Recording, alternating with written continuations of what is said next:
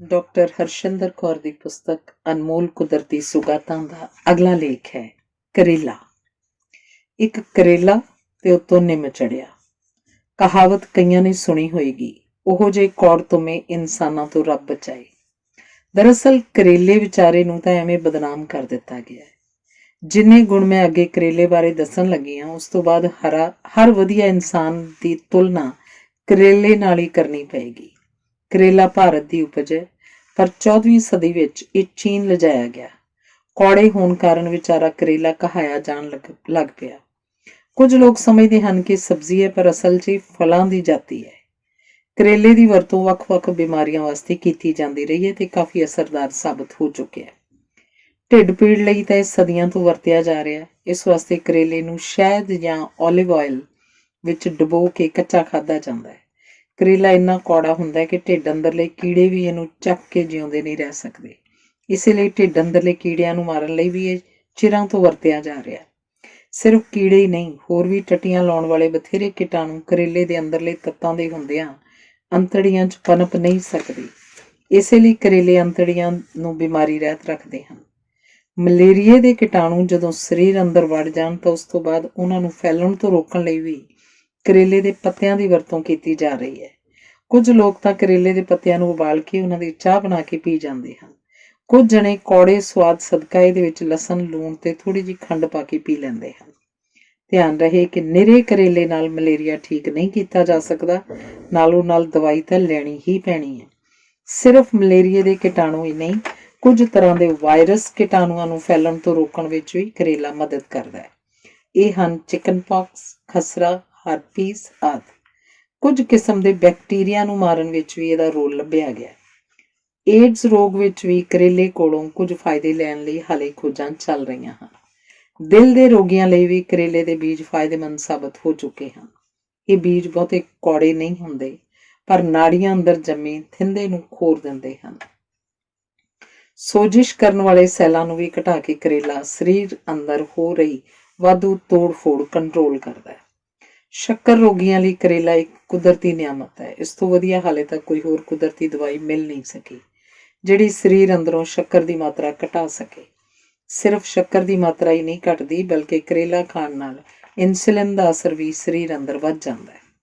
ਇਸੇ ਲਈ ਖਾਸ ਹਦਾਇਤ ਕੀਤੀ ਜਾਂਦੀ ਹੈ ਕਿ ਜਿਨ੍ਹਾਂ ਦੇ ਸਰੀਰ ਅੰਦਰ ਸ਼ੱਕਰ ਦੀ ਮਾਤਰਾ ਘਟੀ ਹੋਵੇ, ਉਹਨਾਂ ਨੂੰ ਉਸ ਸਮੇਂ ਕਰੇਲਾ ਬਿਲਕੁਲ ਨਹੀਂ ਖਾਣਾ ਚਾਹੀਦਾ। ਸ਼ੱਕਰ ਰੋਗੀਆਂ ਉੱਤੇ ਇੰਨਾ ਵਧੀਆ ਅਸਰ ਵੇਖਦੇ ਹੋਏ ਕਰੇਲੇ ਦੀਆਂ ਗੋਲੀਆਂ ਵੀ ਬਣਾ ਦਿੱਤੀਆਂ ਗਈਆਂ ਹਨ, ਖਾਸ ਕਰ ਉਹਨਾਂ ਲਈ ਜਿਨ੍ਹਾਂ ਨੂੰ ਇਹਦੇ ਕੌੜੇ ਸਵਾਦ ਨਾਲ ਦਿੱਕਤ ਆ ਰਹੀ ਹੋਵੇ। ਕਰੇਲੇ 'ਚ ਇੰਨੇ ਫੋਲਿਕ ਐਸਿਡ ਭਰੇ ਪਏ ਹਨ ਕਿ ਗਰਭਵਤੀ ਔਰਤ ਨੂੰ ਦੇਣ ਨਾਲ ਭਰੂਣ ਦੇ ਅੰਦਰ ਜਮਾਂਦਰੂ ਰੀੜ੍ਹ ਦੀ ਹੱਡੀ ਦੇ ਨੁਕਸ ਹੋਣ ਤੋਂ ਬਚਾਓ ਹੋ ਸਕਦਾ ਹੈ। ਇਸ ਵਾਸਤੇ ਜਿੰਨਾ ਵਧੀਆ ਅਸਰ ਜੱਚਾ ਨੂੰ ਫੋਲਿਕ ਐਸਿਡ ਦੀ ਗੋਲੀ ਦੇਣ ਨਾਲ ਹੁੰਦਾ ਹੈ, ਓਨਾ ਹੀ 2 ਕਰੇਲੇ ਰੋਜ਼ ਖਾਣ ਨਾਲ ਲਿਆ ਜਾ ਸਕਦਾ ਹੈ।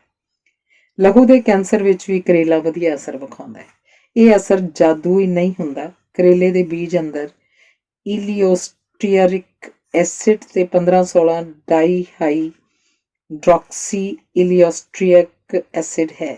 ਇਹ ਜਿੱਥੇ ਲਾਲ ਸੈੱਲਾਂ ਨੂੰ ਵਧਾ ਕੇ ਲਹੂ ਦੀ ਕਮੀ ਨੂੰ ਠੀਕ ਕਰਨ 'ਚ ਸਹਾਈ ਹੁੰਦਾ ਹੈ, ਉੱਥੇ ਚਿੱਟੇ ਸੈੱਲਾਂ ਦੇ ਬੇਹਿਸਾਬੇ ਵਾਧੇ ਨੂੰ ਰੋਕ ਕੇ ਲਹੂ ਦੇ ਕੈਂਸਰ ਵਿੱਚ ਵੀ ਵਧੀਆ ਰੋਲ ਨਿਭਾਉਂਦਾ ਹੈ।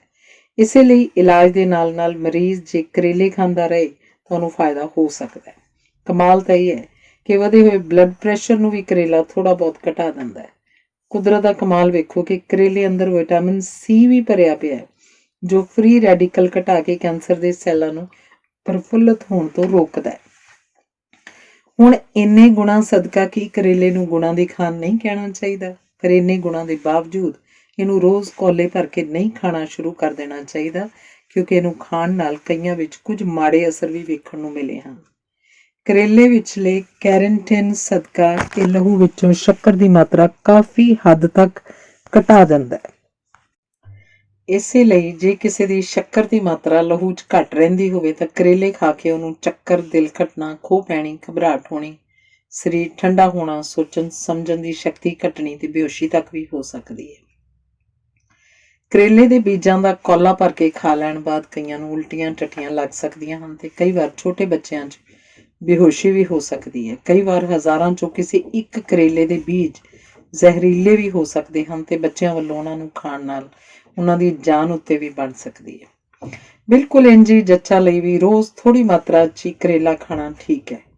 ਜ਼ਿਆਦਾ ਮਾਤਰਾ 'ਚ ਖਾਣ ਨਾਲ ਲਹੂ ਵਿਚਲੀ ਸ਼ੱਕਰ ਦੇ ਘਟਣ ਦੇ ਨਾਲ ਇਸ ਅੰਦਰਲੇ ਮੋਨੋਕੈਰੀਨ ਭਰੂਣ ਨੂੰ ਵੀ ਮਾਰ ਸਕਦੇ ਹਨ, ਕਿਉਂਕਿ ਇਹ ਬੱਚੇਦਾਨੀ ਨੂੰ ਸੁੰਗੇੜ ਕੇ ਉਸ ਉੱਤੇ ਮਾੜਾ ਪ੍ਰਭਾਵ ਪਾ ਦਿੰਦੇ ਹਨ।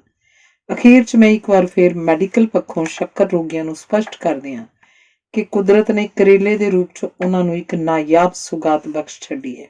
ਅੱਗੇ ਦੱਸੇ ਅਸਰਾਂ ਵੱਲ ਧਿਆਨ ਕਰੋ।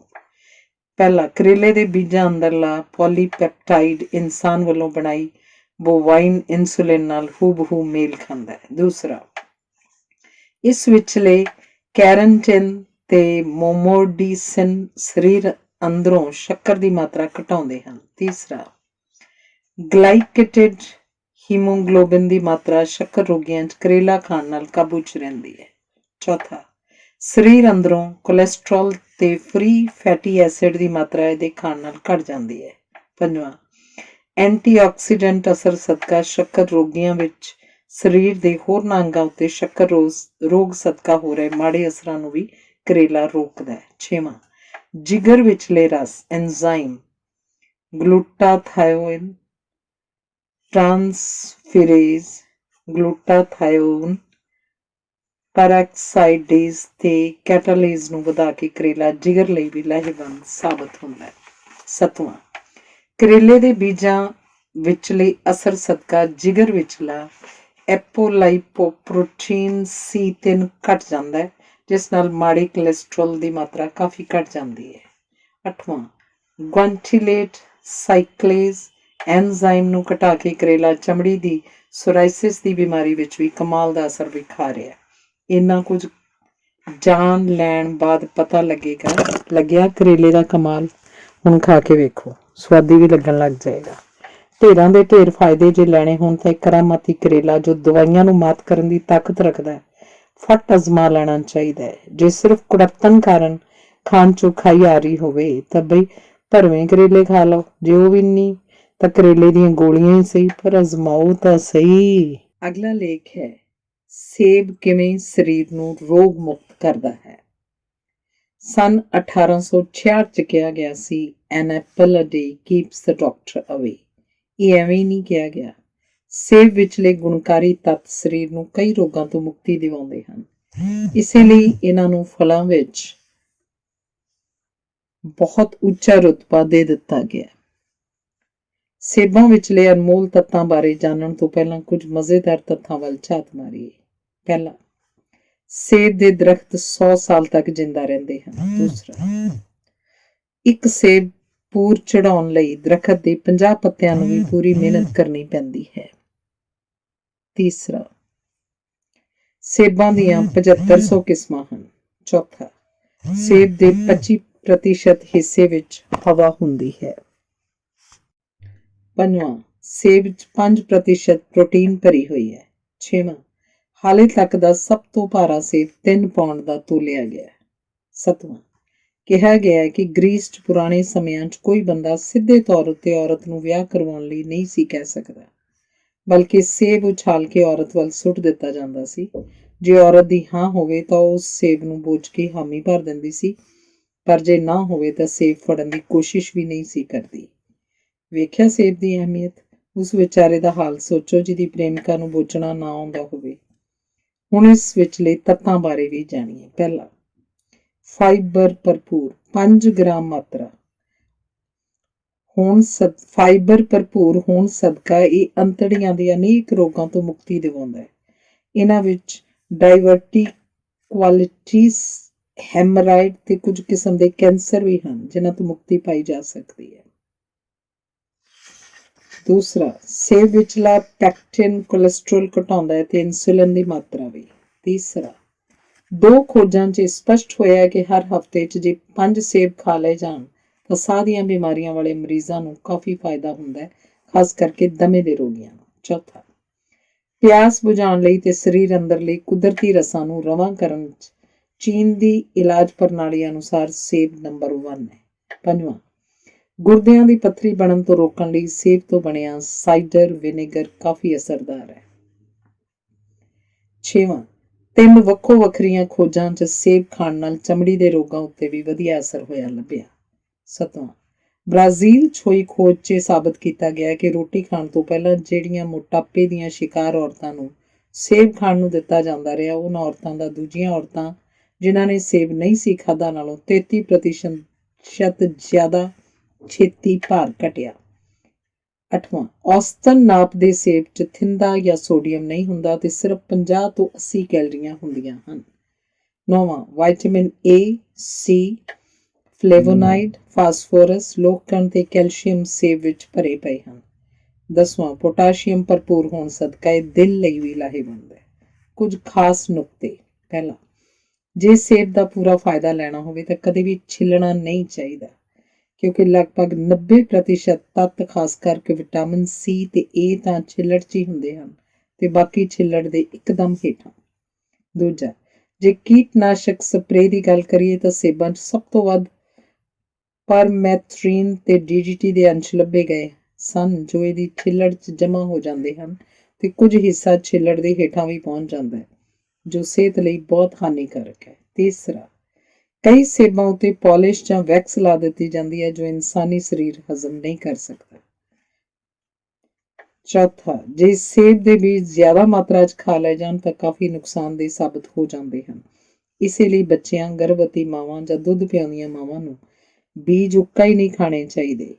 ਪੰਜਵਾਂ, ਆਰਗੈਨਿਕ ਤਰੀਕੇ ਉਗਾਏ ਸੇਬਾਂ ਦੇ ਰਸ ਵਿੱਚ ਤਾਂ ਨਹੀਂ, ਪਰ ਕੀਟਨਾਸ਼ਕ ਸਪਰੇਅ ਜਾਂ ਵੱਧ ਖਾਦ ਪਾ ਕੇ ਉਗਾਏ ਸੇਬਾਂ ਦੇ ਰਸ, ਖਾਸ ਕਰ ਐਪਲ ਜੂਸ ਕਨਸੈਂਟਰੇਟ ਵਿੱਚ ਆਰਸੈਨਿਕ ਜ਼ਹਿਰ ਦੇ ਅੰਸ਼ ਲੱਭੇ ਜਾ ਚੁੱਕੇ ਹਨ। ਛੇਵਾਂ, ਸੇਬ ਵਿਚਲਾ ਕੁਐਰਸਟਿਨ ਦਿਮਾਗ ਦੇ ਸੈੱਲਾਂ ਨੂੰ ਰਵਾਂ ਰੱਖਦਾ ਹੈ। ਚੂਹਿਆਂ 'ਚ ਕੀਤੀ ਖੋਜ ਰਾਹੀਂ ਇਹ ਸਾਬਤ ਹੋਇਆ ਹੈ ਕਿ ਐਲਜ਼ੀਮਰ ਵਰਗੀ ਯਾਦਦਾਸ਼ਤ ਭੁੱਲ ਜਾਣ ਵਾਲੀ ਬਿਮਾਰੀ ਯਾਨੀ 70-72 ਹੋਣ ਤੋਂ ਬਚਣ ਲਈ ਸੇਬ ਲਾਹੇਵੰਦ ਹੈ। 7ਵਾਂ, ਜਰਮਨੀ 'ਚ ਹੋਈ ਖੋਜ ਨੇ ਸਾਬਤ ਕੀਤਾ ਹੈ ਕਿ ਸੇਬ ਵਿਚਲਾ ਫਾਈਬਰ ਅੰਤੜੀਆਂ ਦੇ ਕੈਂਸਰ ਤੋਂ ਬਚਾਓ ਕਰਦਾ ਹੈ। ਸੇਬ ਵਿਚਲਾ ਫਾਈਬਰ ਅੰਤੜੀਆਂ 'ਚ ਪਹੁੰਚ ਕੇ ਕੁਝ ਕੈਮੀਕਲ ਬਣਾ ਦਿੰਦਾ ਹੈ, ਜੋ ਕੈਂਸਰ ਦੇ ਸੈੱਲਾਂ ਨੂੰ ਫੈਲਣ ਤੋਂ ਰੋਕਦਾ ਹੈ। 8ਵਾਂ, ਸੇਬ ਵਿਚਲਾ ਐਂਟੀਆਕਸੀਡੈਂਟ ਪ੍ਰੋਸਾਇਨਿਡਿਨ ਕੈਂਸਰ ਦੇ ਸੈੱਲਾਂ ਦੇ ਮੁੱਢਲੇ ਸਮੇਂ ਉਹਨਾਂ ਨੂੰ ਮਾਰ ਦੇਣ ਦੀ ਸਮਰੱਥਾ ਵੀ ਰੱਖਦਾ ਹੈ। 9ਵਾਂ, ਛੇਤੀ ਘੁਲ ਜਾਣ ਵਾਲਾ ਫਾਈਬਰ ਹੋਣ ਸਦਕਾ ਸੇਬ ਖਾਣ ਤੋਂ ਪਹਿਲਾਂ ਖਾਣ ਨਾਲ ਰੋਟੀ ਨੂੰ ਛੇਤੀ ਹਜ਼ਮ ਨਹੀਂ ਹੋਣ ਦਿੰਦਾ। ਨਤੀਜੇ ਵਜੋਂ ਸ਼ੱਕਰ ਰੋਗ ਹੋਣ ਤੋਂ ਬਚਾਓ, ਸ਼ੱਕਰ ਰੋਗੀ ਨੂੰ ਵੀ ਫਾਇਦਾ ਤੇ ਨਾਲੋਂ ਨਾਲ ਭਾਰ ਵੀ ਘਟ ਗਿਆ। 10ਵਾਂ, ਸੇਬਾਂ ਨੂੰ ਕੁਦਰਤੀ ਬੁਰਸ਼ ਵੀ ਕਿਹਾ ਗਿਆ ਕਿਉਂਕਿ ਇਹਨਾਂ ਨੂੰ ਚੱਕ ਮਾਰ ਕੇ ਖਾਣ ਨਾਲ ਦੰਦਾਂ ਵਿੱਚੋਂ ਵੀ ਸਫਾਈ ਹੋ ਜਾਂਦੀ ਹੈ ਤੇ ਚੱਬਣ ਨਾਲ ਮਸੂੜਿਆਂ ਦੀ ਕਸਰਤ ਵੀ। ਕੁਦਰਤੀ ਮਿੱਠਾ ਹੋਣ ਸਦਕਾ ਇਹਨੂੰ ਮੂੰਹ 'ਚ ਪਾਉਂਦੇ ਸਾਰ ਥੁੱਕ ਦੀ ਮਾਤਰਾ ਵੱਧ ਜਾਂਦੀ ਹੈ, ਜਿਸ ਨਾਲ ਕੁਦਰਤੀ ਤਰੀਕੇ ਮੂੰਹ ਅੰਦਰਲੇ ਬੈਕਟੀਰੀਆ ਕੀਟਾਣੂ ਵੀ ਮਰ ਜਾਂਦੇ ਹਨ। 11, ਇੱਕ ਖੋਜੀ ਨੇ ਵੀ ਇਹ ਪੱਖ ਵੀ ਘੋਖਿਆ ਹੈ ਕਿ ਜਿਹੜੇ ਰੋਜ਼ ਸੇਬ ਖਾਂਦੇ ਰਹਿਣ, ਉਹਨਾਂ ਨੂੰ ਸੇਬ ਵਿਚਲੇ ਪੋਟਾਸ਼ੀਅਮ ਸਦਕਾ ਬਾਕੀਆਂ ਨਾਲੋਂ ਬਲੱਡ ਪ੍ਰੈਸ਼ਰ ਹੋਣ ਦਾ ਖਤਰਾ 37% ਘੱਟ ਹੁੰਦਾ ਹੈ। 12, ਵਾਸ਼ਿੰਗਟਨ 'ਚ ਹੋਈ ਖੋਜ ਰਾਹੀਂ ਪਤਾ ਲੱਗਿਆ ਕਿ ਰੋਜ਼ 3 ਸੇਬ ਜਾਂ 3 ਨਾਸ਼ਪਤੀਆਂ ਖਾਣ ਨਾਲ ਇਹਨਾਂ ਵਿਚਲਾ ਪਾਣੀ ਤੇ ਫਾਈਬਰ ਮੋਟਾਪੇ ਦੇ ਮਰੀਜ਼ ਦਾ ਭਾਰ ਘਟਾ ਦਿੰਦੇ ਹਨ। 13, ਸੇਬ ਦੇ ਛਿੱਲੜ ਵਿਚਲੇ ਫਲੇਵੋਨਾਈਡ ਤੇ ਐਂਟੀਆਕਸੀਡੈਂਟ ਦਿਲ ਦੇ ਰੋਗ ਹੋਣ ਤੋਂ ਰੋਕਦੇ ਹਨ। 14, LDL ਕੋਲੇਸਟ੍ਰੋਲ ਥਿੰਦਾ ਜੋ ਦਿਲ ਦੀਆਂ ਨਾੜੀਆਂ 'ਚ ਜਮ੍ਹਾਂ ਹੋ ਕੇ ਹਾਰਟ ਅਟੈਕ ਕਰਦਾ ਹੈ, ਉਸ ਸੇਬ ਵਿਚਲੇ ਫਾਈਬਰ ਪੈਕਟਿਨ ਸਦਕਾ ਘਟਣ ਲੱਗ ਜਾਂਦਾ ਹੈ। ਸੇਬ ਦੀ ਛਿੱਲੜ ਵਿਚਲਾ ਫੇਨੋਲਿਕ ਕੰਪਾਊਂਡ ਕੋਲੇਸਟ੍ਰੋਲ ਨੂੰ ਨਾੜੀਆਂ 'ਚ ਜੰਮਣ ਨਹੀਂ ਦਿੰਦਾ। 15, ਸੁਕਾਏ ਹੋਏ ਸੇਬ ਖਾਣ ਨਾਲ ਐਲਰਜੀ ਹੋ ਸਕਦੀ ਹੈ ਕਿਉਂਕਿ ਸੇਬ ਨੂੰ ਸੁਕਾਉਣ ਵਾਸਤੇ ਸਲਫਰ ਡਾਈਆਕਸਾਈਡ ਵਰਤਿਆ ਜਾਂਦਾ ਹੈ, ਜੋ ਸੇਬ ਵਿਚਲੀ ਨਮੀ ਤੇ ਉਹਦਾ ਰੰਗ ਸਲਾਮਤ ਰੱਖਦਾ ਹੈ। 16, ਸੇਬ ਦੇ ਬੋਤਲਬੰਦ ਰਸ ਜਾਂ ਸਾਈਡਰ ਵਿੱਚ ਈ. ਕੋਲਾਈ ਅਤੇ ਕ੍ਰਿਪਟੋਸਪੋਰਿਡੀਅਮ ਕੀਟਾਣੂ ਲੱਭੇ ਜਾ ਚੁੱਕੇ ਹਨ, ਜੋ ਬੰਦੇ ਨੂੰ ਸੀਰੀਅਸ ਬਿਮਾਰ ਕਰ ਸਕਦੇ ਹਨ, ਸੋ ਧਿਆਨ ਨਾਲ ਵਰਤੋਂ ਕਰਨ ਦੀ ਲੋੜ ਹੈ। 17ਵਾਂ, ਸੰਨ 2004 'ਚ ਅਮਰੀਕਾ 'ਚ 100 ਤਰ੍ਹਾਂ ਦੇ ਫਲਾਂ ਸਬਜ਼ੀਆਂ ਵਿਚਲੇ ਐਂਟੀਆਕਸੀਡੈਂਟ ਦੀ ਮਾਤਰਾ ਨਾਪੀ ਗਈ। ਉਹਨਾਂ 'ਚੋਂ ਰੈੱਡ ਡਿਲੀਸ਼ੀਅਸ ਸੇਬ 12ਵੇਂ ਨੰਬਰ ਉੱਤੇ ਆਇਆ, ਯਾਨੀ ਬਿਮਾਰੀਆਂ ਨਾਲ ਲੜਨ ਦੀ ਤਾਕਤ ਰੈੱਡ ਡਿਲੀਸ਼ੀਅਸ ਸੇਬ ਦੀ ਕਿਸਮ 'ਚ ਬਾਕੀ ਸੇਬਾਂ ਨਾਲੋਂ ਸਭ ਤੋਂ ਵੱਧ ਹੈ।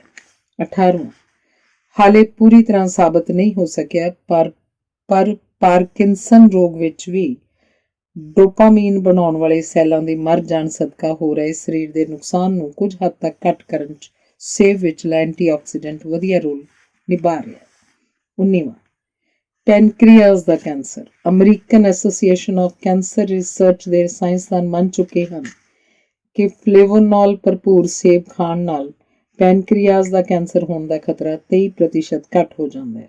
ਕਾਰਨਲ ਯੂਨੀਵਰਸਿਟੀ ਵਿੱਚ ਤਾਂ ਇੱਥੋਂ ਤੱਕ ਖੋਜ ਰਾਹੀਂ ਸਾਬਤ ਕੀਤਾ ਗਿਆ ਹੈ ਕਿ ਸੇਬ ਦੀ ਛਿੱਲੜ ਵਿਚਲਾ ਟ੍ਰਾਈਟਰਪੀਨਾਇਡ ਕੈਂਸਰ ਦੇ ਸੈੱਲਾਂ ਨੂੰ ਵਧਣ ਤੋਂ ਰੋਕਣ ਦੀ ਸਮਰੱਥਾ ਰੱਖਦਾ ਹੈ। 20ਵਾਂ, ਚੂਹਿਆਂ ਵਿੱਚ ਕੀਤੀ ਖੋਜ ਵਿੱਚ ਵੀ ਸੇਬ ਵਿਚਲੇ ਤੱਤ ਦੇਣ ਨਾਲ ਉਹਨਾਂ ਵਿੱਚ ਛਾਤੀ ਦਾ ਕੈਂਸਰ ਘਟਿਆ ਵੇਖਿਆ ਗਿਆ। 21ਵਾਂ, ਪਿੱਤੇ ਦੀ ਪੱਥਰੀ ਜ਼ਿਆਦਾਤਰ ਕੋਲੇਸਟ੍ਰੋਲ ਕਾਰਨ ਬਣਦੀ ਹੈ। ਸੇਬ ਕੋਲੇਸਟ੍ਰੋਲ ਘਟਾ ਕੇ ਪਿੱਤੇ ਦੀ ਪੱਥਰੀ ਬਣਨ ਤੋਂ ਵੀ ਰੋਕ ਦਿੰਦਾ ਹੈ। 22ਵਾਂ, ਸੇਬ ਵਿਚਲਾ ਫਾਈਬਰ ਕਬਜ਼ ਨਹੀਂ ਹੋਣ ਦਿੰਦਾ। ਇਸ ਵਿਚਲਾ ਵਾਧੂ ਪਾਣੀ ਟੱਟੀਆਂ ਲੱਗੀਆਂ ਹੋਈਆਂ ਵਿੱਚ ਵੀ ਫਾਇਦਾ ਦਿੰਦਾ ਹੈ ਤੇ ਫਾਈਬਰ ਟੱਟੀਆਂ ਵਿਚਲਾ ਵਾਧੂ ਪਾਣੀ ਘਟਾ ਦਿੰਦਾ ਹੈ। ਇਰੀਟੇਬਲ ਬਾਉਲ ਸਿੰਡਰੋਮ ਵਿੱਚ ਵੀ ਖਾਣਾ ਖਾਂਦੇ ਸਾਰ ਝੱਟ ਗੁਸਲਖਾਨੇ ਦੌੜਨ ਤੋਂ ਰੋਕਣ 'ਚ ਸੇਬ ਸਹਾਈ ਸਾਬਤ ਹੋ ਚੁੱਕਿਆ ਹੈ। 23, ਬਵਾਸੀਰ ਦੇ ਮਰੀਜ਼ਾਂ ਲਈ ਵੀ ਸੇਬ ਵਿਚਲਾ ਫਾਈਬਰ ਫਾਇਦੇਮੰਦ ਹੈ। 24ਵਾਂ, ਜਿਗਰ ਦੇ ਕੰਮਕਾਰ ਨੂੰ ਸਹੀ ਰੱਖਣ ਤੇ ਉਹਦੀ ਸਾਫ਼ ਸਫਾਈ ਕਰਨ 'ਚ ਵੀ ਸੇਬ ਮਦਦ ਕਰਦਾ ਹੈ। 25ਵਾਂ, ਲਾਲ ਸੇਬਾਂ ਵਿਚਲਾ ਐਂਟੀਆਕਸੀਡੈਂਟ ਕੁਇਰਸੈਟਿਨ ਸਰੀਰ ਦੇ ਇਮਿਊਨ ਸਿਸਟਮ ਨੂੰ ਤਗੜਾ ਕਰਦਾ ਹੈ ਤੇ ਬਿਮਾਰੀਆਂ ਨਾਲ ਲੜਨ ਦੀ ਤਾਕਤ ਦਿੰਦਾ ਹੈ। 26ਵਾਂ, ਚਿੱਟਾ ਮੋਤੀਆ। ਐਂਟੀਆਕਸੀਡੈਂਟ ਭਰਪੂਰ ਫਲ ਖਾਣ ਨਾਲ ਚਿੱਟਾ ਮੋਤੀਆ ਹੋਣ ਦਾ ਖਤਰਾ 10 ਤੋਂ 15% ਘੱਟ ਜਾਂਦਾ ਹੈ। ਇਸੇ ਲਈ ਸੇਬ ਚਿੱਟੇ ਮੋਤੀਏ ਦੇ ਮਰੀਜ਼ਾਂ ਲਈ ਵੀ ਲਾਹੇਵੰਦ ਸਾਬਤ ਹੋ ਚੁੱਕਿਆ ਹੈ। ਹੁਣ ਇਹ ਸਭ ਪੜ੍ਹ ਕੇ ਦੱਸੋ ਕਿ ਕੀ ਸੇਬ ਖਾਣ ਨਾਲ ਡਾਕਟਰ ਕੋਲ ਜਾਣ ਤੋਂ ਬਚਾਓ ਨਹੀਂ ਹੋ ਜਾਏਗਾ? ਸੋ ਸਦੀਆਂ ਪਹਿਲਾਂ ਕਈ ਇਬਾਰਤ ਆਪੇ ਸਹੀ ਸਾਬਤ ਹੋ ਗਈ। ਇੱਕ ਹੋਰ ਇਬਾਰਤ ਵੱਲ ਧਿਆਨ ਕਰੋ। Any fool can count seeds in an apple. Only God can count all the apples in one seed. Robert Schuller. ਹੁਣ ਰਹੀ ਗੱਲ ਖਾਣ ਦੀ। ਰੋਜ਼ ਘੱਟੋ ਘੱਟ ਇੱਕ ਸੇਬ ਜ਼ਰੂਰ ਖਾਓ, ਪਰ ਛਿੱਲੜ ਸਮੇਤ। ਇਹਨੂੰ ਖੰਡ ਦੀ ਥਾਂ ਤੇ ਕਸਟਰਡ ਵਿੱਚ, ਐਪਲ ਪਾਈ ਦੇ ਰੂਪ ਵਿੱਚ, ਜੈਮ, ਕੇਕ, ਤਾਜ਼ਾ ਰਸ, ਗਲ ਕੇ ਕਿਸੇ ਤਰੀਕੇ ਵੀ ਖਾਧਾ ਪੀਤਾ ਜਾ ਸਕਦਾ ਹੈ। ਜੋ ਗੱਲ ਤਾਜ਼ੇ ਸੇਬ ਨੂੰ ਚੱਬ ਕੇ ਖਾਣ ਦੀ ਹੈ, ਉਹ ਵੀ ਸਾਰੇ ਕੁਦਰਤੀ ਤੱਤਾਂ ਸਮੇਤ, ਉਹ ਕਿਸੇ ਹੋਰ ਤਰੀਕੇ ਸੰਭਵ ਨਹੀਂ। ਸਾਰੇ ਹੈ ਕਿ ਡਾਕਟਰੀ ਇਲਾਜ ਦੇ ਖਰਚੇ ਤੋਂ ਜੇ ਬਚਣਾ ਹੈ ਤਾਂ ਪਹਿਲਾ ਚੱਕ ਸੇਬ ਨੂੰ ਹੁਣੇ ਮਾਰਨਾ ਪਏਗਾ। ਉਹਨਾਂ ਬਚੇ ਪੈਸਿਆਂ ਨਾਲ ਕਿਸੇ ਲੋੜਵੰਦ ਦੀ ਮਦਦ ਕਰ ਦੇਣ। ਅਗਲਾ ਲੇਖ ਹੈ ਖਜੂਰ। ਖਜੂਰ ਦਾ ਇਤਿਹਾਸ ਬੜਾ ਪੁਰਾਣਾ ਹੈ। ਇਰਾਕ, ਈਰਾਨ, ਅਰਬ ਤੇ ਇਜਿਪਟ ਦਾ ਇਹ ਮਸ਼ਹੂਰ ਫਲ ਬੱਚਿਆਂ ਨੂੰ ਦੁੱਧ 'ਚ ਉਬਾਲ ਕੇ ਦਿੱਤਾ ਜਾਂਦਾ ਸੀ ਤੇ ਹੁਣ ਵੀ ਦਿੱਤਾ ਜਾਂਦਾ ਹੈ। ਇਸ ਦਾ ਮਕਸਦ ਸੀ ਕਿ ਬੱਚੇ ਨੂੰ ਢੇਰ ਸਾਰੀਆਂ ਕੈਲਰੀਆਂ, ਲੋਹ ਕਣ ਤੇ ਵਿਟਾਮਿਨ ਪਹੁੰਚ ਜਾਣ ਸਦਕਾ ਬੱਚਾ ਥੋੜ੍ਹੀ ਜਿਹੀ ਖੁਰਾਕ ਲੈ ਕੇ ਵੀ ਸਿਹਤਮੰਦ ਰਹੇ। ਹੁਣ ਵੀ ਬਜ਼ੁਰਗਾਂ ਵਾਸਤੇ ਕਮਾਲ ਦੀ ਗੁਣਕਾਰੀ ਚੀਜ਼ ਹੈ, ਜਿਸ ਰਾਹੀਂ ਥੋੜ੍ਹੀ ਮਾਤਰਾ 'ਚ ਖਜੂਰ ਖਾਣ ਨਾਲ ਉਹਨਾਂ ਨੂੰ ਕਾਫੀ ਕੁਝ ਲੋੜੀਂਦਾ ਪਹੁੰਚ ਜਾਂਦਾ ਹੈ। ਕਬਜ਼ ਠੀਕ ਕਰਨ ਵਿੱਚ ਵੀ ਇਹ ਬਹੁਤ ਅਸਰਦਾਰ ਹੈ, ਕਿਉਂਕਿ ਖਜੂਰ ਵਿੱਚ ਫਾਈਬਰ ਭਰਿਆ ਪਿਆ ਹੈ। ਆਮ ਤੌਰ ਉੱਤੇ ਜਿਨ੍ਹਾਂ ਨੂੰ ਕਬਜ਼ ਹੋਵੇ ਉਹ ਖਜੂਰਾਂ ਨੂੰ ਰਾਤ ਨੂੰ ਭਿਉਂ ਕੇ ਸਵੇਰੇ ਪੂਰਾ ਗਲਾਸ ਭਰ ਕੇ ਪਾਣੀ ਨਾਲ ਖਾ ਲੈਂਦੇ ਹਨ ਤੇ ਉਹਨਾਂ ਦੀ ਕਬਜ਼ ਠੀਕ ਹੋ ਜਾਂਦੀ ਹੈ। ਖਜੂਰ ਵਿੱਚ ਲੋਹ ਕਣ ਵੀ ਭਰੇ ਪਏ ਹਨ, ਜਿਸ ਸਦਕਾ ਇਹ ਲਹੂ ਦੀ ਕਮੀ ਨੂੰ ਵੀ ਰਫੂ ਚੱਕਰ ਕਰ ਦਿੰਦੀ ਹੈ। ਬੇਅੰਤ ਮਿੱਠਾ ਸਵਾਦ ਇਸ ਅੰਦਰਲੇ ਗਲੂਕੋਜ਼, ਸੁਕਰੋਜ਼ ਤੇ ਫਰਕਟੋਜ਼ ਸਦਕਾ ਹੈ, ਜੋ ਥਕਾਨ ਨੂੰ ਝਟਪਟ ਠੀਕ ਕਰਕੇ ਕੰਮ ਕਰਨ ਦੀ ਹਿੰਮਤ ਵੀ ਦੇ ਦਿੰਦਾ ਹੈ। ਇਸੇ ਲਈ ਜਿਨ੍ਹਾਂ ਨੂੰ ਭਾਰ ਵਧਾਉਣ 'ਚ ਔਖਿਆਈ ਆ ਰਹੀ ਹੋਵੇ, ਉਹਨਾਂ ਲਈ ਇਹ ਫਲ ਕਾਫੀ ਅਸਰਦਾਰ ਸਾਬਤ ਹੋ ਸਕਦਾ ਹੈ, ਖਾਸ ਕਰ ਜੇ ਰੋਜ਼ ਕੌਲਾ ਭਰ ਕੇ ਇਹਨਾਂ ਨੂੰ ਖਾਧਾ ਜਾਏ। ਇੱਕ ਰਾਜ਼ ਦੀ ਗੱਲ ਦੱਸਾਂ, ਭਾਵੇਂ ਮੈਡੀਕਲ ਪੱਖੋਂ ਇਸ ਬਾਰੇ ਨਿੱਠ ਕੇ ਖੋਜ ਨਹੀਂ ਕੀਤੀ ਗਈ, ਪਰ ਸਦੀਆਂ ਤੋਂ ਖਜੂਰ ਨੂੰ ਮਰਦਾਨਾ ਕਮਜ਼ੋਰੀ ਤੇ ਠੰਡੀਆਂ ਔਰਤਾਂ ਵਾਸਤੇ ਵਰਤਿਆ ਜਾਂਦਾ ਰਿਹਾ ਹੈ। ਉਸ ਲਈ ਇੱਕ ਮੁੱਠੀ ਖਜੂਰਾਂ ਨੂੰ ਰਾਤ ਭਰ ਬੱਕਰੀ ਦੇ ਦੁੱਧ 'ਚ ਭਿਉਂ ਕੇ ਰੱਖਿਆ ਜਾਂਦਾ ਸੀ ਤੇ ਸਵੇਰੇ ਉਹਨਾਂ ਨੂੰ ਫੇਹ ਕੇ ਦੁੱਧ 'ਚ ਚੰਗੀ ਤਰ੍ਹਾਂ ਘੋਟ ਕੇ ਨਾਲ ਸ਼ਹਿਦ ਤੇ ਇਲਾਚੀ ਪਾ ਕੇ ਪੀਤਾ ਜਾਂਦਾ ਸੀ। ਇਸ ਨਾਲ ਕਿੰਨੀ ਕੁ ਮਰਦਾਨਾ ਕਮਜ਼ੋਰੀ ਦੂਰ ਹੁੰਦੀ ਹੈ ਜਾਂ ਨਹੀਂ ਹੁੰਦੀ ਬਾਰੇ ਜ਼ਿਕਰ ਕਰਨ ਤੋਂ ਪਹਿਲਾਂ ਇਹ ਜਾਣ ਲੈਣਾ ਬਿਹਤਰ ਹੈ ਕਿ ਬਹੁ ਗਿਣਤੀ ਮਰਦਾਂ ਵਿੱਚ ਇਹ ਕਮਜ਼ੋਰੀ ਦਿਮਾਗੀ ਤਣਾਅ ਸਦਕਾ ਸਿਹੜੀ ਹੁੰਦੀ ਹੈ ਤੇ ਅਸਲ 'ਚ ਉਹਨਾਂ ਨੂੰ ਕੋਈ ਬਿਮਾਰੀ ਹੁੰਦੀ ਹੀ ਨਹੀਂ। ਇਸੇ ਗੱਲ ਦਾ ਫਾਇਦਾ ਉਠਾ ਕੇ ਨੀਮ ਹਕੀਮ ਆਪੋ ਆਪਣੇ ਤਜਰਬੇ ਵਰਤ ਕੇ ਸਫਲ ਹੁੰਦੇ ਆਏ ਹਨ, ਕਿਉਂਕਿ ਨੁਕਸ ਤਾਂ ਅਸਲ 'ਚ ਕੋਈ ਹੁੰਦਾ ਨਹੀਂ ਤੇ ਦਿਮਾਗ ਨੂੰ ਇਹ ਸੁਨੇਹਾ ਪਹੁੰਚਦੇ ਸਾਰ ਕਿ ਮਰਜ਼ ਦੀ ਦਵਾ ਮਿਲ ਗਈ ਹੈ, ਬੰਦਾ ਆਪਣੇ ਆਪ ਨੂੰ ਠੀਕ ਮਹਿਸੂਸ ਕਰਨ ਲੱਗ ਪੈਂਦਾ ਹੈ। ਸੋ ਅਸਲ ਇਲਾਜ ਤਾਂ ਹੈ ਦਿਲੋਂ ਕੀਤਾ ਪਿਆਰ। ਖੈਰ, ਗੱਲ ਕਰੀਏ ਖਜੂਰ 'ਚ ਭਰੇ ਪ੍ਰੋਟੀਨ, ਫਾਈਬਰ, ਲੋ ਕਣ ਤੇ ਲੋੜੀਂਦੇ ਤੱਤਾਂ ਦੀ। ਜਿਹੜੇ ਸ਼ਰਾਬੀ ਨਸ਼ੇ 'ਚ ਗੁੜਚ ਵਾਪਸ ਪੂਰੇ ਹੋਸ਼ 'ਚ ਨਾ ਪਰਤ ਰਹੇ ਹੋਣ, ਉਹਨਾਂ ਲਈ ਵੀ ਖਜੂਰ ਤੋਂ ਬਣੀਆਂ ਦਵਾਈਆਂ ਵਰਤੋਂ 'ਚ ਆ ਰਹੀਆਂ ਹਨ। ਇਸ ਹਾਲਤ ਵਿੱਚ ਹਸਪਤਾਲ ਵਿੱਚ ਦਾਖਲ ਕਰਨ ਦੀ ਨੌਬਤ ਆ ਸਕਦੀ ਹੈ, ਕਿਉਂਕਿ ਹੱਦ ਤੋਂ ਵੱਧ ਨਸ਼ਾ ਕਈ ਵਾਰ ਜਾਨ ਵੀ ਲੈ ਲੈਂਦਾ ਹੈ ਤੇ ਦੌਰੇ ਵੀ ਪੈ ਸਕਦੇ ਹਨ। LDL ਕੋਲੇਸਟ੍ਰੋਲ ਦੀ ਮਾਤਰਾ ਘਟਾਉਣ ਵਿੱਚ ਵੀ ਖਜੂਰ ਦਾ ਰੋਲ ਲੱਭਿਆ ਗਿਆ ਹੈ। ਵਾਧੂ ਪੋਟਾਸ਼ੀਅਮ ਤੇ ਘੱਟ ਲੂਣ ਸਦਕਾ ਤੇ ਨਾਲ ਹੀ ਕੋਲੇਸਟ੍ਰੋਲ ਘਟਾਉਣ ਨਾਲ ਖਜੂਰ ਸਟ੍ਰੋਕ, ਪਾਸਾ ਖੜਨ ਹੋਣ ਤੋਂ ਰੋਕਣ ਦੀ ਵੀ ਕੋਸ਼ਿਸ਼ ਕਰਦੀ ਹੈ। Vitamin A, C, B1, B2, B3 ਤੇ B5 ਨਾਲ ਭਰਪੂਰ ਖਜੂਰ ਚਮੜੀ ਤੇ ਵਾਲਾਂ ਦੇ ਨਾਲ ਨਸਾਂ ਲਈ ਵੀ ਵਧੀਆ ਸਾਬਤ ਹੋ ਗਈ ਹੈ। ਹੋਰ ਤਾਂ ਹੋਰ ਇਸ ਵਿੱਚ ਅਮਾਈਨੋ ਐਸਿਡ ਵੀ ਭਰੇ ਪਏ ਹਨ।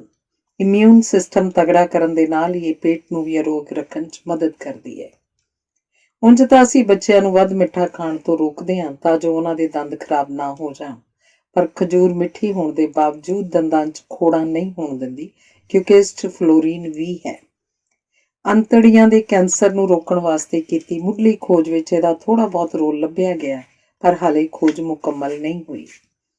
ਵਿਟਾਮਿਨ A ਸਦਕਾ ਇਹ ਅੱਖਾਂ ਦੀ ਰੋਸ਼ਨੀ ਵੀ ਠੀਕ ਰੱਖਦੀ ਹੈ ਤੇ ਅੰਧਰਾਤੇ ਤੋਂ ਵੀ ਬਚਾਉਂਦੀ ਹੈ। ਇਸੇ ਲਈ ਮਿਡ ਡੇ ਮੀਲ ਵਿੱਚ ਬੱਚਿਆਂ ਲਈ ਸ਼ਾਮਲ ਕਰਕੇ ਇਹਨੂੰ ਇੱਕ ਵਧੀਆ ਸੰਤੁਲਿਤ ਖੁਰਾਕ ਦਾ ਹਿੱਸਾ ਬਣਾਇਆ ਜਾ ਸਕਦਾ ਹੈ। ਵਧੀਆ ਕਿਸਮ ਦੀ ਖਜੂਰ ਲੱਭਣ ਲਈ ਇਹ ਧਿਆਨ ਰੱਖਣ ਦੀ ਲੋੜ ਹੈ ਕਿ ਭਰਮੀ ਜਾਪੇ, ਨਾ ਕਿ ਉੱਕਾਈ ਸੁੱਕੀ ਹੋਈ ਤੇ ਉਸ ਉੱਤੇ ਦੁਕਾਨਦਾਰ ਵੱਲੋਂ ਖੰਡ ਨਾ ਚਾੜੀ ਹੋਵੇ ਤੇ ਨਾ ਹੀ ਰੰਗ। ਖਾਣ ਤੋਂ ਪਹਿਲਾਂ ਇਸ ਉੱਤੇ ਚਿਪਕੀ ਮਿੱਟੀ ਵੀ ਚੰਗੀ ਤਰ੍ਹਾਂ ਪਾਣੀ 'ਚ ਧੋ ਕੇ ਸਾਫ਼ ਕਰ ਲੈਣੀ ਚਾਹੀਦੀ ਹੈ। ਹੁਣ ਰਹਿ ਗਈ ਖਾਣ ਦੀ ਗੱਲ। ਭਲਾ ਇਹਦੇ ਲਈ ਕਿਹੜਾ ਮੁਹੂਰਤ ਕਢਾਉਣ ਦੀ ਲੋੜ ਹੈ? ਭਾਵੇਂ ਕਿਸੇ ਵੀ ਤਰ੍ਹਾਂ ਦੇ ਸਲਾਦ ਜਾਂ ਮਿੱਠੀ ਚੀਜ਼ ਉੱਤੇ ਪਾ ਕੇ ਜਾਂ ਵਿੱਚ ਰਲਾ ਕੇ ਖਾ ਲਓ, ਜਾਂ ਫਿਰ ਸਿੱਧਾ ਹੀ ਧੋ ਕੇ ਮੂੰਹ 'ਚ ਪਾ ਲਓ ਤੇ ਰੱਜ ਕੇ ਇਹਦੇ ਫਾਇਦੇ ਮਾਣੋ ਤੇ ਸਿਹਤਮੰਦ ਰਹੋ। ਅਗਲਾ ਲੇਖ ਹੈ ਪਪੀਤਾ। ਫਲਾਂ ਦੇ ਸ਼ਹਿਨਸ਼ਾਹ ਪਪੀਤੇ ਨੂੰ ਦੇਵਤਿਆਂ ਦਾ ਫਲ ਕਿਹਾ ਜਾਂਦਾ ਹੈ। ਇਸ ਵਿਚਲੇ ਅਣਮੁੱਲੇ ਤੱਤ ਤੇ ਇਹਦਾ ਸਵਾਦ ਸਦੀਆਂ ਤੋਂ ਇਨਸਾਨ ਨੂੰ ਇਹਨੂੰ ਵਰਤਣ ਉੱਤੇ ਮਜਬੂਰ ਕਰਦੇ ਰਹੇ ਹਨ। ਬਾਕੀਆਂ ਬਾਰੇ ਕੀ ਕਹੀਏ, ਜਦ ਕ੍ਰਿਸਟੋਫਰ ਕੋਲੰਬਸ ਹੀ ਜ਼ਿਕਰ ਕਰਦਾ ਹੈ ਕਿ ਮੇਰੇ ਕੋਲੋਂ ਰੋਜ਼ ਪਪੀਤਾ ਖਾਧੇ ਬਗੈਰ ਰਿਹਾ ਨਹੀਂ ਸੀ ਜਾਂਦਾ। ਹੋਇਆ ਇੰਜ ਕਿ ਜਦੋਂ ਲੰਮੇ ਸਫ਼ਰ ਬਾਅਦ ਕੋਲੰਬਸ ਤੇ ਉਹਦੇ ਸਾਥੀ ਅਮਰੀਕਾ ਪੁੱਜੇ ਤਾਂ ਲਗਭਗ ਸਭ ਦਾ ਪੇਟ ਖਰਾਬ ਸੀ। ਪਪੀਤਾ ਖਾਂਦੇ ਸਾਰ ਸਭਨਾਂ ਦਾ ਹਾਜ਼ਮਾ ਠੀਕ ਹੋ ਗਿਆ। ਉਦੋਂ ਵੀ ਇਹੀ ਮੰਨਿਆ ਜਾਂਦਾ ਸੀ ਕਿ ਪਪੀਤੇ ਦੇ ਪੱਤੇ, ਬੀਜ ਤੇ ਦੁੱਧ ਅੰਤੜੀਆਂ ਨੂੰ ਰੋਗ ਮੁਕਤ ਕਰਕੇ ਢਿੱਡ ਵਿਚਲੇ ਕੀੜੇ ਵੀ ਮਾਰ ਦਿੰਦੇ ਹਨ। ਜਿਉਂ ਹੀ ਸਭ ਦਾ ਹਾਜ਼ਮਾ ਠੀਕ ਹੋਇਆ, ਉਹਨਾਂ ਨੂੰ ਪਪੀਤਾ ਇੱਕ ਵਰਦਾਨ ਵਾਂਗ ਜਾਪਿਆ। ਪੁਰਾਣੇ ਸਮਿਆਂ ਵਿੱਚ ਤਾਂ ਪਪੀਤੇ ਦੀ ਪੂਜਾ ਕੀਤੀ ਜਾਂਦੀ ਸੀ ਤੇ ਇਹਨੂੰ ਜ਼ਿੰਦਗੀ ਬਖਸ਼ਣ ਵਾਲਾ ਦਰਖਤ ਕਿਹਾ ਜਾਂਦਾ ਸੀ। ਭਾਰਤ, ਪਾਕਿਸਤਾਨ ਤੇ ਬੰਗਲਾਦੇਸ਼ ਵਿੱਚ ਤਾਂ ਕਈ ਔਰਤਾਂ ਇਹਦਾ ਸੇਵਨ ਗਰਭ ਠਹਿਰਨ ਤੋਂ ਰੋਕਣ ਲਈ ਵੀ ਕਰਦੀਆਂ ਰਹੀਆਂ ਹਨ ਤੇ ਹੁਣ ਤੱਕ ਵੀ ਦਾਈਆਂ ਗਰਭਵਤੀ ਔਰਤ ਨੂੰ ਅਣਚਾਹੇ ਗਰਭ ਡੇਗਣ ਲਈ ਕੌਲਾ ਭਰ ਕੇ ਪਪੀਤਾ ਖਾਣ ਲਈ ਕਹਿ ਦਿੰਦੀਆਂ ਹਨ। ਚਮੜੀ, ਵਾਲਾਂ ਤੇ ਸਰੀਰ ਵਾਸਤੇ ਪਪੀਤੇ ਦਾ ਫਲ ਹੀ ਨਹੀਂ, ਬਲਕਿ ਬੂਟੇ ਦਾ ਹਰ ਹਿੱਸਾ ਫਾਇਦੇਮੰਦ ਸਾਬਤ ਹੋ ਚੁੱਕਾ ਹੈ। ਪਪੀਤੇ ਵਿਚਲਾ ਪੈਪੇਨ ਐਨਜ਼ਾਈਮ ਹਾਜ਼ਮਾ ਤਾਂ ਠੀਕ ਕਰਦਾ ਹੀ ਹੈ, ਪਰ ਅੱਜ ਕੱਲ੍ਹ ਹਾਜ਼ਮਾ ਠੀਕ ਕਰਨ ਵਾਲੇ ਗੁਣਾਂ ਸਦਕਾ ਇਹਦੀ ਵਰਤੋਂ ਚਿੰਗਮ ਵਿੱਚ ਪੈਣੀ ਸ਼ੁਰੂ ਹੋ ਚੁੱਕੀ ਹੈ ਤੇ ਧੜਾ-ਧੜ ਵਿਕਰੀ ਵੀ ਹੋ ਰਹੀ ਹੈ। ਅਮਰੀਕਾ ਤੋਂ ਸ਼ੁਰੂ ਹੋਈ ਇਹਦੀ ਪੈਦਾਵਾਰ ਨੇ ਹੁਣ ਦੁਨੀਆ ਦੇ ਲਗਭਗ ਹਰ ਹਿੱਸੇ 'ਚ ਤਹਿਲਕਾ ਮਚਾਇਆ ਪਿਆ ਹੈ। ਪਪੀਤੇ ਵਿਚਲੇ carotene, vitamin C, flavonoid, vitamin B, folate, pantothenic acid, potassium, magnesium ਤੇ ਫਾਈਬਰ ਇਹਨੂੰ ਬਿਹਤਰੀਨ ਫਲ ਦਾ ਖਿਤਾਬ ਦੇਣ ਵਿੱਚ ਸਹਾਈ ਹੋਏ ਹਨ।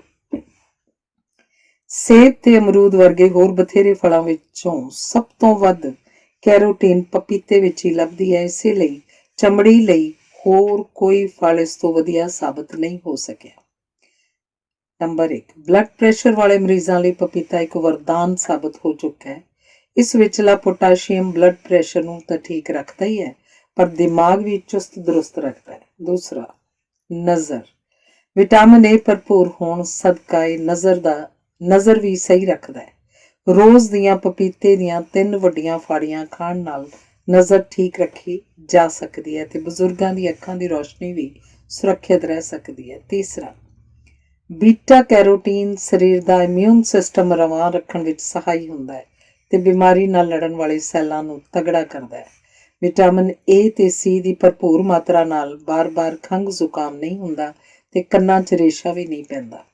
ਚੌਥਾ, ਐਂਟੀਆਕਸੀਡੈਂਟ ਭਰਪੂਰ ਹੋਣ ਕਾਰਨ ਦਿਲ ਨੂੰ ਰੋਗੀ ਹੋਣ ਤੋਂ ਬਚਾਉਂਦਾ ਹੈ ਤੇ ਕੋਲੈਸਟਰੋਲ ਦੀ ਆਕਸੀਡੇਸ਼ਨ ਘਟਾਉਂਦਾ ਹੈ। ਪੰਜਵਾਂ, ਸ਼ੱਕਰ ਰੋਗੀਆਂ ਨੂੰ ਸਿਹਤਮੰਦ ਰੱਖਣ ਤੇ ਸੀਰੀਅਸ ਬਿਮਾਰੀਆਂ ਤੋਂ ਬਚਾਉਣ ਲਈ ਵੀ ਪਪੀਤਾ ਵਧੀਆ ਰੋਲ ਅਦਾ ਕਰਦਾ ਹੈ। ਛੇਵਾਂ, ਚਮੜੀ ਉੱਤੇ ਹੋਏ ਜ਼ਖਮ ਪਪੀਤੇ ਦਾ ਲੇਪ ਲਾਉਣ ਨਾਲ ਛੇਤੀ ਭਰ ਜਾਂਦੇ ਹਨ। ਲੰਮੇ ਸਮੇਂ ਤੋਂ ਨਾ ਭਰ ਰਹੇ ਜ਼ਖਮਾਂ ਉੱਤੇ ਵੀ ਪਪੀਤੇ ਤੇ ਮੱਖਣ ਦਾ ਲੇਪ ਲਾਉਣ ਨਾਲ ਫਾਇਦਾ ਮਿਲਦਾ ਹੈ। ਸੱਤਵਾਂ, ਖੰਘ, ਜ਼ੁਕਾਮ, ਬ੍ਰੌਂਕਾਈਟਿਸ, ਦਮੇ ਆਦਿ ਲਈ ਪਪੀਤੇ ਵਿਚਲਾ ਲੈਟੈਕਸ ਫਾਇਦੇਮੰਦ ਹੈ। ਅੱਠਵਾਂ, ਫਾਈਬਰ ਭਰਪੂਰ ਹੋਣ ਸਦਕਾ ਕਬਜ਼, ਕੈਂਸਰ ਆਦਿ ਤੋਂ ਬਚਾਓ ਕਰਕੇ ਅੰਤੜੀਆਂ ਨੂੰ ਬਿਮਾਰੀ ਰਹਿਤ ਕਰ ਦਿੰਦਾ ਹੈ ਤੇ ਮੋਟਾਪਾ ਵੀ ਘਟਾਉਂਦਾ ਹੈ। ਨੌਵਾਂ, ਗਰਭ ਦੌਰਾਨ ਦਿਲ ਕੱਚਾ ਹੋ ਰਿਹਾ ਹੋਵੇ ਤਾਂ ਪਪੀਤੇ ਦੀ ਇੱਕ ਨਿੱਕੀ ਫਾੜੀ ਖਾਣ ਨਾਲ ਠੀਕ ਹੋ ਜਾਂਦਾ ਹੈ। 10ਵਾਂ, ਪਪੀਤੇ ਵਿਚਲੇ ਦਰਦ ਨਿਵਾਰਕ ਤੱਤ ਜੋ ਸੋਜਿਸ਼ ਘਟਾਉਂਦੇ ਹਨ, ਉਹਨਾਂ ਸਦਕਾ ਜੋੜਾਂ ਦੀਆਂ ਦਰਦਾਂ ਤੋਂ ਪੀੜਤ ਮਰੀਜ਼ ਇਹਨੂੰ ਖਾਣ ਨਾਲ ਕੁਝ ਫਾਇਦਾ ਜ਼ਰੂਰ ਲੈ ਸਕਦੇ ਹਨ। 11ਵਾਂ, ਪੁਰਾਣੇ ਸਮਿਆਂ 'ਚ ਜਿਹਨੂੰ ਮਾਹਵਾਰੀ ਸਮੇਂ ਸਿਰ ਨਹੀਂ ਆਉਂਦੀ ਸੀ, ਉਹਨੂੰ ਵੀ ਲਗਾਤਾਰ ਪਪੀਤਾ ਹੀ ਦਿੱਤਾ ਜਾਂਦਾ ਸੀ। ਇਹਨੂੰ ਖਾਣ ਨਾਲ ਮਾਹਵਾਰੀ ਦੌਰਾਨ ਹੋ ਰਹੀ ਦਰਦ ਨੂੰ ਵੀ ਆਰਾਮ ਮਿਲ ਜਾਂਦਾ। 12ਵਾਂ, ਜਿਗਰ ਦੇ ਕੈਂਸਰ ਨੂੰ ਭਾਵੇਂ ਠੀਕ ਨਾ ਕਰ ਸਕੇ ਪਰ ਕੈਂਸਰ ਦੇ ਸੈੱਲਾਂ ਦੀ ਤੇਜ਼ੀ ਨਾਲ ਵਧਣ ਦੀ ਰਫ਼ਤਾਰ ਜ਼ਰੂਰ ਪਪੀਤਾ ਖਾਣ ਨਾਲ ਘੱਟ ਹੋ ਜਾਂਦੀ ਹੈ। 13ਵਾਂ, ਲੰਗੂਰਾਂ ਉੱਤੇ ਕੀਤੀ ਖੋਜ ਵਿੱਚ ਪਪੀਤੇ ਨੂੰ ਖਾਣ ਨਾਲ ਉਹਨਾਂ ਦੀ ਮਰਦਾਨਗੀ ਵਧੀ ਲੱਭੀ ਗਈ।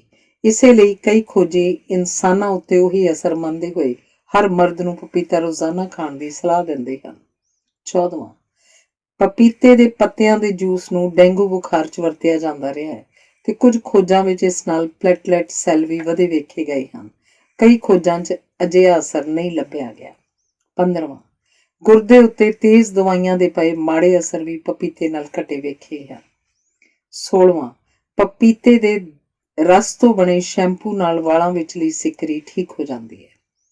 100 ਗ੍ਰਾਮ ਪਪੀਤੇ ਦੇ ਵਿੱਚ ਭਰੇ ਤੱਤਾਂ ਵੱਲ ਝਾਤ ਮਾਰੀਏ। ਕੈਲਰੀਆਂ 39, ਖੰਡ 5.9 gram, fibre 1.8 gram, carbohydrate 9.81 gram, protein 61 gram, vitamin A 3 to 8 microgram, vitamin B 0.04 milligram, vitamin B2 0.005 milligram, vitamin B3 6, vitamin C, calcium 24 milligram, folate, vitamin E, ਲੋਹ ਕਣ 0.1 milligram, magnesium, phosphorus, potassium 257 milligram, zinc ਤੇ sodium. 17ਵਾਂ, ਇਹਨਾਂ ਤੱਤਾਂ ਵੱਲ ਝਾਤ ਮਾਰਨ ਤੋਂ ਬਾਅਦ ਹੁਣ ਤਾਂ ਸਮਝ ਆ ਹੀ ਸਕਦੀ ਹੈ ਕਿ ਕਿਉਂ ਲਗਾਤਾਰ ਪਪੀਤਾ ਖਾਣ ਵਾਲੇ ਜ਼ਿਆਦਾ ਦੇਰ ਜਵਾਨ ਦਿਸਦੇ ਹਨ। ਇਸ ਵਿਚਲਾ ਵਿਟਾਮਿਨ ਸੀ, ਈ, ਬੀਟਾ ਕੈਰੋਟੀਨ, ਐਂਟੀਆਕਸੀਡੈਂਟ ਚਮੜੀ ਨੂੰ ਝੁਰੜੀਆਂ ਰਹਿਤ ਕਰਕੇ ਕਿਸੇ ਨੂੰ ਵੀ ਅਸਲ ਉਮਰ ਤੋਂ 5 ਕੁ ਸਾਲ ਛੋਟਾ ਮਹਿਸੂਸ ਕਰਵਾ ਦਿੰਦੇ ਹਨ। 18ਵਾਂ, ਜੇ ਸਾਰੇ ਦਿਨ ਦੀ ਥਕਾਨ ਲਾਉਣੀ ਹੋਵੇ ਤਾਂ ਘਰ ਵਾਪਸ ਮੁੜਦੇ ਸਾਰ ਪਪੀਤੇ ਦੀ ਭਰੀ ਪਲੇਟ ਖਾ ਲੈਣੀ ਚਾਹੀਦੀ ਹੈ। ਯੂਨੀਵਰਸਿਟੀ ਆਫ ਐਲਬਾਮਾ ਵਿੱਚ ਚੂਹਿਆਂ ਉੱਤੇ ਹੋਈ ਖੋਜ ਨੇ ਸਪਸ਼ਟ ਕੀਤਾ ਕਿ 200 ਮਿਲੀਗ੍ਰਾਮ ਵਿਟਾਮਿਨ ਸੀ ਤਣਾਅ ਵਧਾ ਰਹੇ ਹਾਰਮੋਨਾਂ ਨੂੰ ਘਟਾ ਦਿੰਦਾ ਹੈ।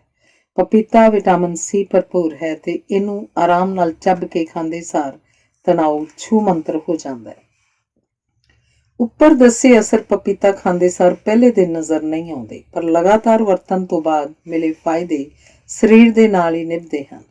ਪਪੀਤੇ ਦਾ ਚਮੜੀ ਤੇ ਵਾਲਾਂ ਉੱਤੇ ਅਸਰ ਬਾਰੇ ਖਾਸ ਤੌਰ ਉੱਤੇ ਜ਼ਿਕਰ ਕਰਨਾ ਜ਼ਰੂਰੀ ਹੈ। ਪਹਿਲਾ, ਪਪੀਤੇ ਵਿਚਲੇ ਵਿਟਾਮਿਨ ਏ ਤੇ ਪੈਪੇਨ ਚਮੜੀ ਵਿਚਲੇ ਮਰ ਚੁੱਕੇ ਸੈੱਲਾਂ ਤੇ ਟੁੱਟੇ ਹੋਏ ਪ੍ਰੋਟੀਨ ਨੂੰ ਝੜ ਜਾਣ 'ਚ ਮਦਦ ਕਰਦੇ ਹਨ। दूसरा, लूण ना बराबर होने कारण पपीता खाण नाल शरीर अंदर पानी घट जमा हुंदा है। तीसरा, कच्चे पपीते की पेस्ट बना के मूँह उत्ते रोज़ 25 मिनट मल के रखण नाल किल मुहांसे ते चेहरे के दाग खत्म हो जाते हैं। चौथा, लगातार पपीता खांदे रहण नाल इस विचली कैरोटीन सदका चमड़ी 'ਚ चमक आ जाती है। पंजवां, पैरां ਦੀਆਂ ਅੱਡੀਆਂ 'ਚ ਪਏ ਪਾੜ ਉੱਤੇ ਪਪੀਤੇ ਦੀ ਪੇਸਟ ਮਲਣ ਨਾਲ ਆਰਾਮ ਮਿਲਦਾ ਹੈ ਤੇ ਜ਼ਖਮ ਛੇਤੀ ਠੀਕ ਹੋ ਜਾਂਦੇ ਹਨ। ਛੇਵਾਂ, ਚਮੜੀ ਦਾ ਰੰਗ ਰਤਾ ਨੂੰ ਗੋਰਾ ਕਰਨ 'ਚ ਵੀ ਪਪੀਤਾ ਸਹਾਈ ਹੁੰਦਾ ਹੈ। ਸੱਤਵਾਂ, दांत की बीमारी विच भी पपीता लाउण नाल बीमारी भावें ना जाए पर जलन ते खुरक जरूर घट जाती है। इस तो बाद डॉक्टरी इलाज कर लेना चाहिए। अठवां, झुरड़ियां घटाउण च पपीते का कोई सानी नहीं। पपीते के छिल्लड़ नूं चेहरे की चमड़ी उत्ते 5 मिनट हल्का रगड़ के 5 मिनट बाद ठंडे पानी नाल धोण नाल हौली हौली झुरड़ियां 'ਚ फर्क पिया वेख्या जा सकता है। पपीते विचले अल्फा हाइड्रोक्सी एसिड सदका ही बुढ़ेपे के चेहरे उत्ते पैरे असर घट जाते हैं। खाण नाल की कमाल होएगा, ये तो हुण समझ आई सकती है। ध्यान रहे, घंटियां बधी पपीता मूँह उत्ते नहीं रगड़ना क्योंकि इस नाल चमड़ी खुश्क होके खराब हो सकती है। जिवें सफलता मेहनत बिना संभव नहीं, बिल्कुल उंज ही पपीते विच सहजे सहजे असर भालण दी लोड़ है। 9वां, जे चमड़ी खुश्क है तो पपीते विच शहद जां मलाई मिला के चेहरे उत्ते 20 मिनट हर हफ्ते विच 3 वार लाउण दी लोड़ है। 10वां, जे चेहरे उत्ते दाग हन तो पपीते 'ਚ दुध मिला के चेहरे उत्ते लाउण नाल हौली हौली फर्क पैण लग जाता है। 11वां, जे चमड़ी ढिल्ली पै रही है तो पपीते 'ਚ शहद ते चौलों का आटा मिला के 20 मिनट चेहरे उत्ते हफ्ते 'ਚ 3 वार ला के ठीक की जा सकती है। 12वां, जे चेहरे उत्ते बहुत ज्यादा काले दाग हैं तो पपीते की पेस्ट विच दही, शहद, नींबू का रस ते अंडे का चिट्टा हिस्सा मिला के धोते हुए चेहरे ते 15 तो 20 मिनट ला के रखण तो ते उस तो बाद कोसे पानी नाल चेहरा धोण नाल फर्क वेख्या जा सकता है। चमड़ी लई वरतियां जा रही क्रीमां ते वालां लई वरते जा रहे शैंपू विच जे पपीते के अंश पाए जाण लग पए हन तां स्पष्ट है कि पपीते के असर लाजवाब हैं। भावें वाल झड़ रहे होण, सिकरी होवे ते भावें वाल लिश्क रहत ते खुश्क होण, पपीते की वरतों धड़ा धड़ हर चीज़ लई कीती जा रही है। हाले तक कोई ठोस मैडिकल खोज इस पासे नहीं हुई पर पपीते विचले मिनरल ते विटामिन सिर की चमड़ी नूं बीमारी रहत करके वालां दीयां जड़ां मजबूत करन च सहाई हुंदे ਲੱਭੇ गए हैं।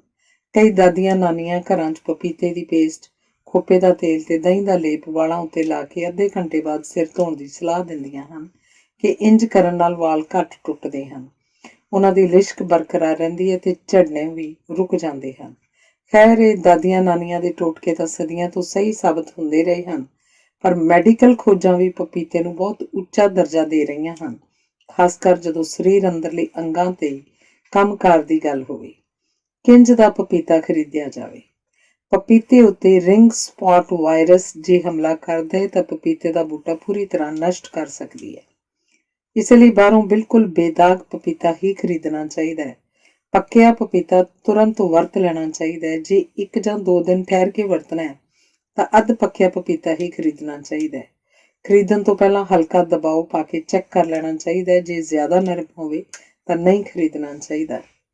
हुण रह गई गल खाण दी। बस झटपट छिलो ते जिस तरह चाहो खा लवो।